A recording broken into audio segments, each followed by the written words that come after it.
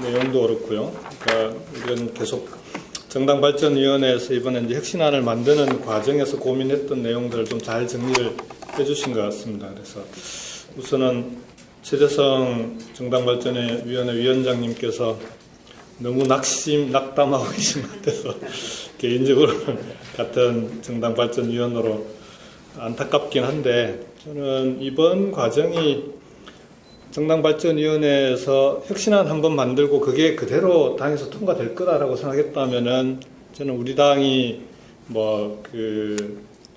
어찌 보면은 정당발전위원회 안을 수기하거나 토론하는 과정 없이 통과되는 그런 당이 되어버리는 것일 수도 있다. 그런 점에서 오히려 거꾸로 이번 과정을 통해서 우리가 만든 혁신안을 어떻게 제대로 실천하는 과정으로 만들어내는가 하는 게 이제 과제로 남아있는 거 아니냐, 그런 생각이 듭니다. 그래서 자리에 안 계시네요.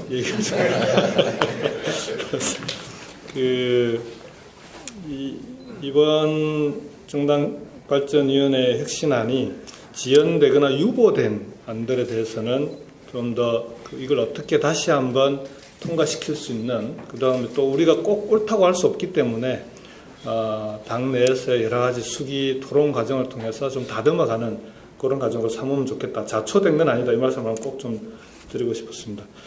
그리고 우리 박찬표 교수님께서 이것만 하나 좀 답변을 드리고 가야 될 것 같은데, 2012년 대선 선거 비용 문제를 말씀하셔가지고요.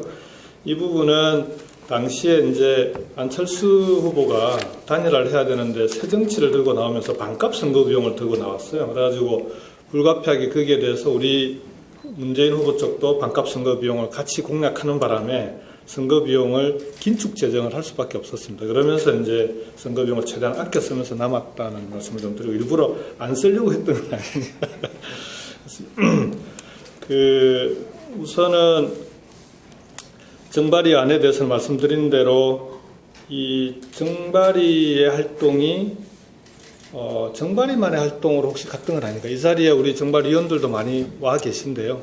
우선은 오랜 기간 동안, 무려 서너 달 동안 수십 차례 회의를 통해서 이 안을 만들어내는 과정은 되게 힘들기도 하고, 그 위원들의 노력이 많이 들어가 있는 그런 안입니다. 그래서 토론 전에 이 자리에 와 계신 우리 정발위 위원들께는 좀 격려의 박수 한번 좀 부탁드렸으면 좋겠습니다. 그래서 저는 이 정발위가 대단히 혁신적인 안을, 우리 토론자들께서 여러 번 평가를 해주셨지만 그 안에 대해서는 대단히 높은 평가를 하는데, 이게 이제 당내 기득권이라든지 또는 수기 토론 과정의 부족이라든지 이런 걸로 인해서 유보되거나 자초된 부분이 있는 건데, 혁신적인 안을 우리도 기존 방식대로 추진했던 거 아닌가 하는 반성을 하게 됩니다. 그래서 오히려 이 혁신적인 안에 맞게끔 당원 자체를 제안을 했으면 어떻게 하면 당원들의 의견을 모아내는 좀 더 새로운 방식이나 또는 그 과정을 통해서 기득권을 돌파해내는 그런 좀 더 다양한 과정들을 밟았어야 되는 거 아닌가 하는 좀 아쉬움이 좀 있습니다. 여러 가지 우리 최재성 위원장께서 고군분투하시면서 혼자서 전국을 다니시고 강연하고 하셨는데, 너무 우리 위원장님께만 짐을 드렸던 것 같다는 느낌도 있고요. 그래서 지금부터 다시 이 부분을 어떻게 이제는 풀어나갈 건가 하는 그런 부분에 대한 좀 준비와 토론, 그리고 추진해 나가는 과정이 필요하겠다, 이런 생각이 좀 듭니다. 사실은 우리가 이 정발위에서 이 안을 논의하는 과정에서 저는 개인적으로 두 가지의 문제의식을 가지고 출발했다고 봅니다. 하나는 정치의 위기, 그 안에는 국회의 위기가 있고 정당의 위기가 있습니다. 이 위기를 어떻게 극복할 거냐 하는 그런 좀 고민이 있었습니다. 우선은 국회의 위기는 우리 정부 각 기관에 대한 신뢰도 평가를 해보면 국회가 꼴찌입니다. 그리고 국회의원에 대한 국민들의 시선도 곱지가 않습니다. 그런 이유가 이번에 이제 개헌 논의를 하는데도 그 개헌 논의 과정에서 대통령의 권한을 분권화하자라고 하면서 정작 대통령의 권한을 이 분권 분산시키려면 대부분의 권한이 입법부로 올 가능성이 높고 또 그렇게 돼야 되는데, 국민들은 감사원부터 시작해가지고 뭐 법률안 제출권 등등 여러 가지 인사권 이런 부분을 국회로 가져오자고 하면은 국민들은 거기에 대해서 별로 이 국회를 신뢰하지 않는, 그렇게 해서 도대체 그런 권력 구조를 안은 만들 수 있는데 과연 그게 국민들의 동의를 받을 수 있을까 하는 그런 한계를 갖고 있습니다. 그래서 이 국회의 위기를 어떻게 극복할 거냐, 국회의 위기의 핵심은 결국 국민들로부터 이 신뢰를 못 받고 있는데, 그걸 지금까지는 보면은 국회 특권 내려놓기 중심으로 봐왔던 측면이 있습니다. 근데 그게 아니라 특권은 계속해서 뭐 내려놓을 만큼 계속 저는 국회의원들의 특권 또는 국회의 특권은 내려놓을 필요가 있다고 봅니다. 근데 그것보다 오히려 국회가 제대로 일을 하고 있는 건가?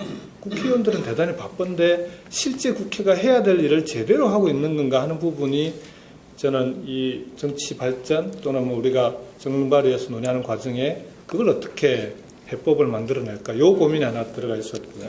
그 부분에는 국회가 국민들의 갈등을 국회로 다 끌어들여서 용광로처럼 녹여내고 갈등과 대립을 조정하는 그런 조정자 역할을 해야 되는데, 지금은 거꾸로 국회가 갈등과 대립을 정복시키는, 재생산하고 정복시키는 역할을 하고 있단 말이죠. 그렇다면 이걸 어떤 식으로 풀어낼 거냐 하는 게 하나 있습니다. 거기에 이제 정당, 우리 당, 정당과 국회 관계에서 이 부분을 풀어보자라고 하는 게 있었습니다. 그게 이제 하나가 기본적으로 여러 그 토론자들께서 지적을 해주셨는데, 이번에 이제 통과되지 않은 안 중에 그 정책위원회의 원내 정당에서의 정책위원회 강화 또는 원내에 있는 의원들이 실제로 각 분과로 나누어져서 뭐 예를 들면은 각 부처별 대응 체계를 갖춰서 섀도우 캐비넷 형태로 정당의 정책 기능을 갖춘다든지, 그렇게 해서 정당이 실질적으로 그 문재인 정부의 그런 정책을 책임져 나갈 수 있는 그런 국정 운영의 책임성을 강화할 수 있는 그런 방안들을 좀 집어넣었습니다. 그런데 그게 이제 지금 제대로 통과가 안 된 거죠. 그래서 아까 민주당 정부 말씀을 하셨는데, 실제로 문재인 정부가 민주당 정부가 될 수 있도록 하는 그런 게 대단히 꼭 필요하다. 그래서 정당발전위원회에서는 그런 안들이 많이 좀 고민이 됐었고, 그게 담겼었는데도 불구하고 아직 그게 추진돼야 될 과제로 있다. 이 말씀을 하나 드리고요. 두 번째는 정당의 위기라고 할 때 정당의 위기의 핵심이 뭐냐? 당원은 계속 늘어나고 당원은 있는데 당원이 참여할 수 있는 공간이 부족하다는 겁니다. 지역위원회는 지역위원회대로, 시도당은 시도당대로, 중앙당은 중앙당대로 당원은 많이 늘어났는데 그 당원들이 과연 어떤 활동들을 통해서 실제 우리 민주당의 당원으로서 역할을 제대로 할 수 있도록 해낼 것인가. 이게 이제 당원 자치를 만들어낸 핵심적인 이유였습니다. 그래서 이건 전 앞으로 끊임없이 실험이 좀 필요하다고 봅니다. 당원 자체라고 하는 게 단지 대의원을 선출하는 그런 기능이 아니라 오히려 뭐 생활 정치라고 얘기를 했듯이 지역위원회 내려가 보면은 지금 뭐 산악회니 뭐 그 다음에 이제 저희 지역위원회 같은 경우에는 뚫레뚫레라고 답사 모임 동호회가 있습니다. 그런 동호회가 그전에는 당 지역위원회에서는 아무런 역할을 할 수가 없었는데 당원 자치의 제도가 만들어지면서 실제로 당원들로 구성되어 있는 그 모임들이 당 지역위원회 활동에 실질적인 역할을 할 수 있는 그런 통로가 만들어진 거죠. 그래서 그런 생활과 정치가 결합되는, 그렇게 해서 당원이 실제 정당의 활동에 역할을 할 수 있고 정당이 당원 중심의, 그리고 당원 주권이 확대되는 정당으로 가보자라는 그런 고민들이 좀 담겨 있었다라는 좀 말씀을 드리겠습니다. 그럼에도 불구하고 저는 제도적으로 공무원 교원의 정치 참여 문제가 풀리지 않으면 지역위원회나 우리 권리당원들의 정치 참여 문제가 좀 더 이렇게 한 단계 업그레이드 되기에는 좀 한계가 있다. 그래서 이건 좀 제도적으로 꼭 풀어야 될 과제 아니냐 그렇게 생각합니다. 마지막으로 지금 정당발전위원회에 좀 좀 더 보완이 필요한 사항 몇 가지만 말씀드리고 제 토론도 마칠까 합니다. 우선은 개헌에서 지방분권에 대해서 많이 강조를 하고 있는데 정당발전위원회에서 이 부분에 대해서도 논의도 하고 여러 가지 대책도 세웠지만 여전히 결과적으로 지금 놓고 보니까 국회 중심의 그런 정당 혁신안이 많이 있습니다. 그래서 이후에 지방분권 개헌과 지방분권 강화를 통해서 지방정부가 연방제 수준의 지방정부를 만드시겠다고 하셨는데 그렇다면은 그 지방정부에 대해서 대응하는 지방의회가 있어야 되고 그 지방의회의 그 활동을 책임질 수 있는 그런 지방정당 조직이 강화되지 않으면 이게 지방분권은 해놓고 정작 그 지방분권의 이 정치 시스템은 제대로 만들어지지 않는 그래서 정당이 지금부터 그 부분을 준비해 나가야 되는 거 아니냐. 그래서 시도당과 지역위원회 역량 강화 그 중에서도 정책 역량을 어떻게 강해 나갈 것인가 하는 부분에 대해서는 좀 더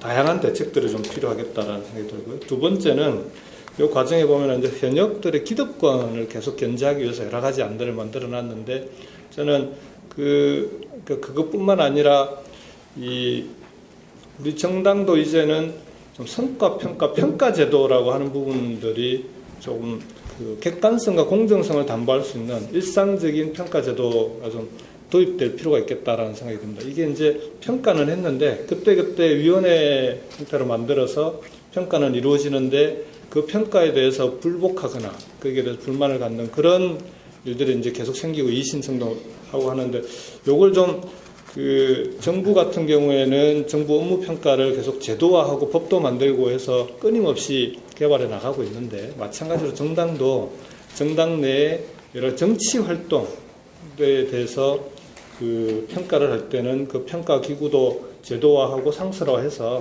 실제 이 부분에 대해서 평가 결과를 좀 누구나 공정한 결과를 받아들일 수 있는 그런 장치가 좀 필요하지 않을까 하는 생각이 들고요. 마지막으로 여기 보면 아까 우리 이관우 박사님께서도 이제 강조를 하셨는데 당내 토론이나 수기